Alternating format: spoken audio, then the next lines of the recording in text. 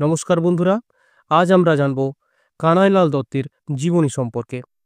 কানাইলাল দত্ত কানাইলাল দত্ত ছিলেন যুগান্তর গোষ্ঠীর একজন ভারতীয় জাতীয়তাবাদী, যিনি ভারতীয় স্বাধীনতা আন্দোলনে জড়িত ছিলেন। তিনি পশ্চিমবঙ্গের হুগলি জেলার চন্দননগরে জন্মগ্রহণ করেন। 1908 সালের 31শে আগস্ট আলিপুর কেন্দ্রীয় কারাগারের জেল হাসপাতালে ব্রিটিশদের একজন সাক্ষী নরেন্দ্রনাথ গোস্বামীকে হত্যার জন্য ব্রিটিশরা তাকে সত্যেন্দ্রনাথ বসুর সাথে দোষী সাব্যস্ত করে। কানাইলাল দত্ত পশ্চিমবঙ্গের চন্দননগরে এক কায়স্থ পরিবারে জন্মগ্রহণ করেন।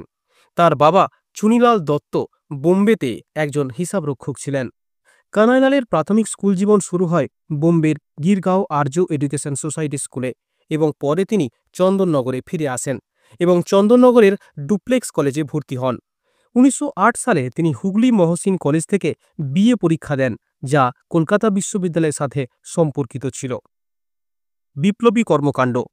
কলেজের প্রথম দিকে জীবনে কানাইলাল চারুচন্দ্র রায়ের সাথে দেখা করেন, যিনি তাকে বঙ্গভঙ্গের বিরুদ্ধে আন্দোলনের সময় বিপ্লবী আন্দোলনে যোগ দিতে অনুপ্রাণিত করেছিলেন। 1905 সালের বঙ্গভঙ্গের বিরুদ্ধে আন্দোলনের সময় কানাইলাল চন্দননগরের দলের অগ্রভাগে ছিলেন। শ্রীশচন্দ্র ঘোষের নেতৃত্বে গন্ডলপাড়া বিপ্লবী দলের সাথেও তার ঘনিষ্ঠ সম্পর্ক গড়ে ওঠে। 1908 সালে দত্ত কলকাতায় চলে আসেন এবং কলকাতা ভিত্তিক বিপ্লবী দল যুগান্তরে যোগ দেন। কিংসফোর্ড হত্যার চেষ্টা। 1908 সালের 30শে এপ্রিল মুজাফফরপুরে বোমা হামলার মাত্র 2 দিন পর ম্যাজিস্ট্রেট ডগলাস কিংসফোর্ডকে হত্যার লক্ষ্যে পুলিশ 2রা মে 1908 সালে বাংলায় অভিযান চালিয়ে বেশ কয়েকজন বিপ্লবীকে গ্রেপ্তার করে।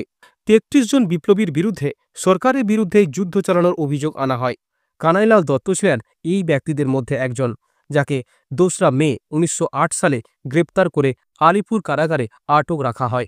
আলিপুর বোমা হামলা। 1908 সালের 2রা মে কলকাতার 32 মুরারি পুকুর রোডে পুলিশ অভিযান চালায় এবং একটি বোমা তৈরির কারখানা আবিষ্কার করে, যেখানে প্রচুর পরিমাণে অস্ত্র, প্রচুর পরিমাণে গোলাবারুদ, বোমা, ডেটোনেটর এবং অন্যান্য সরঞ্জাম পাওয়া যায়। তারা বিপ্লবী সাহিত্য জব্দ করে। বাংলা ও বিহারের বিভিন্ন স্থানে অভিযান চালানো হচ্ছিল এবং আরও আটকের ঘটনা ঘটছিল। অরবিন্দ ঘোষ, বারীন্দ্র কুমার ঘোষ, উল্লাসকর দত্ত, ইন্দুভূষণ রায় এবং আরও অনেককে গ্রেপ্তার করা হয়েছিল। এই সময়ে একজন আটক ব্যক্তি নরেন্দ্রনাথ গোস্বামী ওরফে নরেন্দ্রনাথ গোসাইন ব্রিটিশদের একজন সাক্ষী হয়ে ওঠেন এবং পুলিশের কাছে অনেক ব্যক্তির নাম প্রকাশ করতে শুরু করেন, যার ফলে আরও গ্রেফতারের ঘটনা ঘটে। গোস্বামী চন্দননগরের কাছে শ্রীরামপুরের বাসিন্দা ছিলেন। তিনি বিপ্লবীদের সমস্ত পরিকল্পনা এবং কার্যকলাপ জানতেন। সাক্ষী বাক্সে উপস্থিত হয়ে তিনি তার অনেক প্রাক্তন সহকর্মীর নাম উল্লেখ করে তাদের জড়িত করতে শুরু করেন। 1908 সালে চন্দননগর স্টেশনে গভর্নরের ট্রেন উড়িয়ে দেওয়ার চেষ্টায় বারিং ঘোষ, শান্তি ঘোষ এবং উল্লাসকর দত্তের নাম উল্লেখ করা হয়েছিল। মেয়রের বাড়িতে বোমা হামলার ঘটনা উল্লেখ করে তিনি চন্দননগরের বিপ্লবী দলের নেতা চারুচন্দ্র রায়ের নাম উল্লেখ করেছিলেন এবং 24শে জুন তিনি অরবিন্দ ঘোষ এবং সুবোধচন্দ্র মল্লিকের নাম উল্লেখ করেছিলেন, যাতে তাদের বিপ্লবী কর্মকাণ্ডের সাথে যুক্ত করা হয়েছিল। একটি ষড়যন্ত্র রচিত হয়েছিল। কি সেই ষড়যন্ত্র?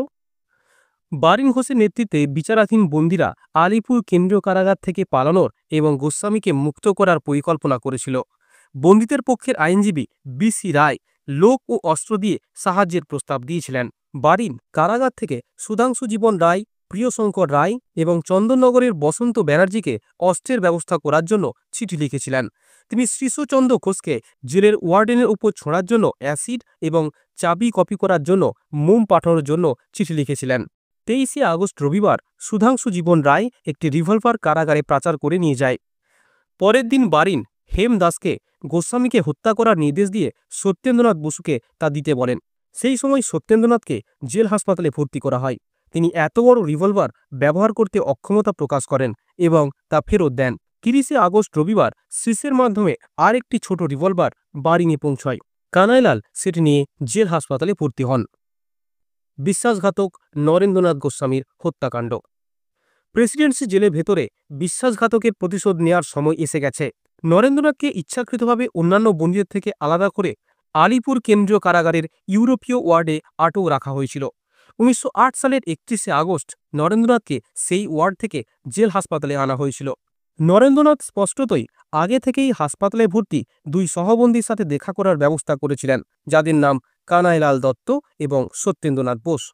কানাইলাল এবং সত্যেন্দ্র গোপনে দুটি রিভলভার সংগ্রহ করতে সক্ষম হন।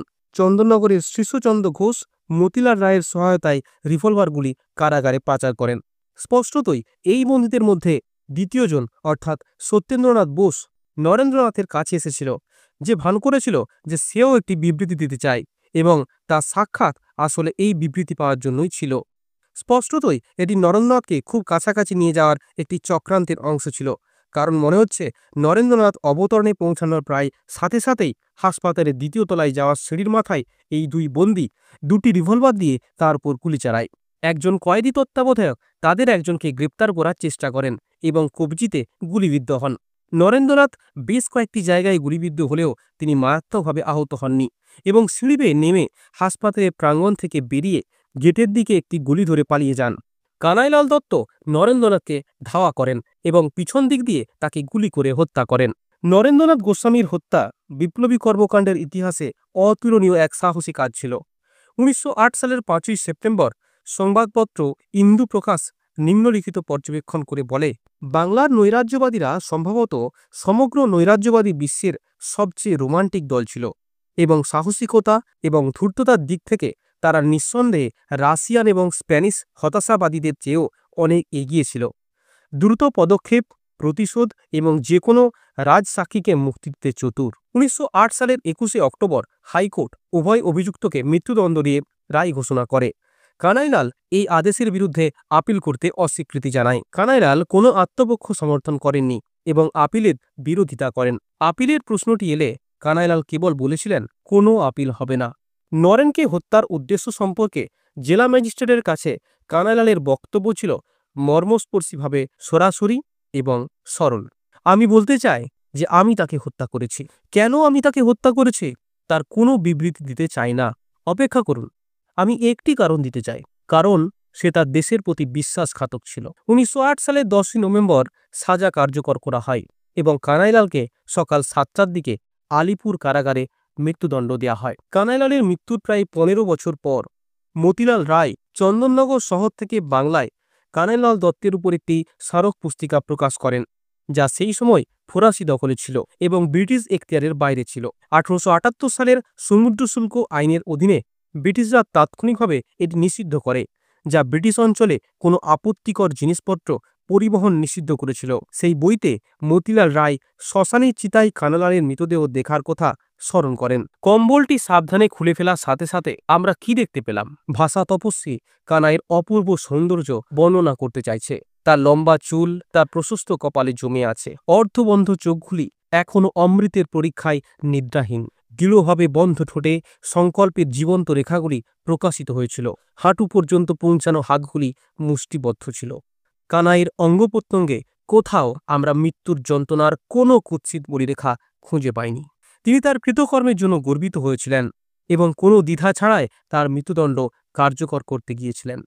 ভারতীয় স্বাধীনতা আন্দোলনের ইতিহাসে ক্ষুদিরাম বোস ছিলেন প্রথম শহীদ, কানাইলাল দত্ত ছিলেন দ্বিতীয় এবং সত্যেন্দ্রনাথ বসু ছিলেন তৃতীয়। 1908 সালে এই ব্যক্তিদের মৃত্যুদণ্ড জনজীবনে ব্যাপক আলোড়ন সৃষ্টি করে।